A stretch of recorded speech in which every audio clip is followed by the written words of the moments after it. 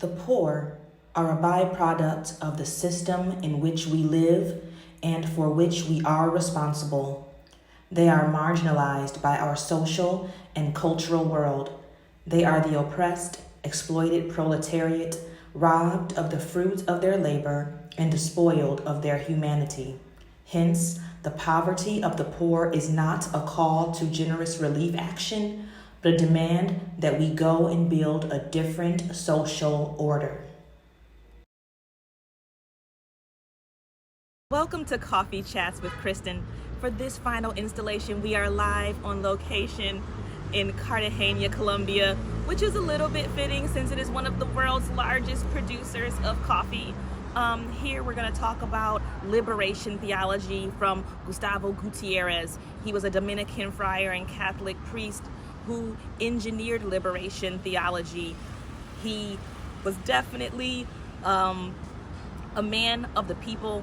He just kind of created a spiritual feeling for the poor, and that Christians, that especially Latin American Christians, should no longer allow suffering to continue, but to rise up in political action to change the situation of people living in poverty, because according to Gutierrez, poverty is death.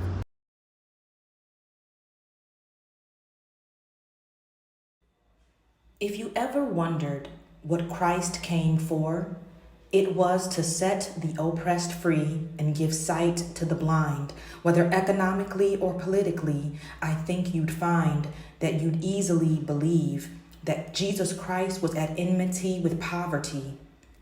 Even though he said, "The poor will be with you always," doesn't mean we shouldn't spend our days trying to assuage the effects of economic imbalance. People don't need our charity, they just need a chance, and we dance around ideas of right and wrong. But it doesn't take too long to admit that the poor exist because we couldn't resist the lure of the rich as possible to the Christian capitalist. And if we kept a list of all the things that we've failed to keep common, the guilt would keep coming while we notice we're not becoming mirror images of God's dear Son. No, we're focused on trickle-down economics and other tricks that keep us in a cycle of degradation. This goes far beyond the problems of individual nations, but it's the disaggregation of the body of Christ that's been so caught up in trying to be nice that we forgot what's right and have failed to realize that poverty is death.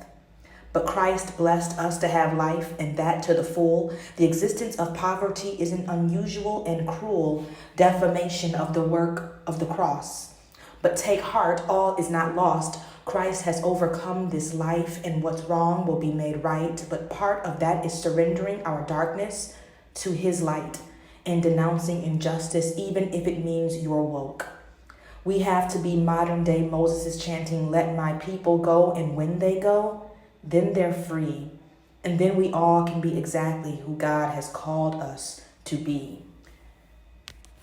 Oh my God, come through, Gustavo Gutierrez.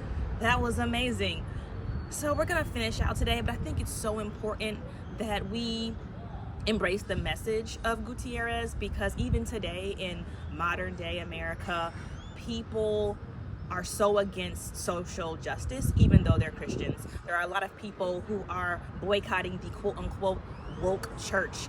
I don't know what the answer is. I don't know that it's Marxism, but I think that the church definitely needs to play a greater role in ending poverty in our world. We need to play a greater role in ending suffering in our communities, and that is the Christian calling. Is it all of the Christian calling? No, but Christ did say we have to love our neighbor as ourselves, and who is our neighbor? We need to think about that way more intently. All right, this is Kristen signing off.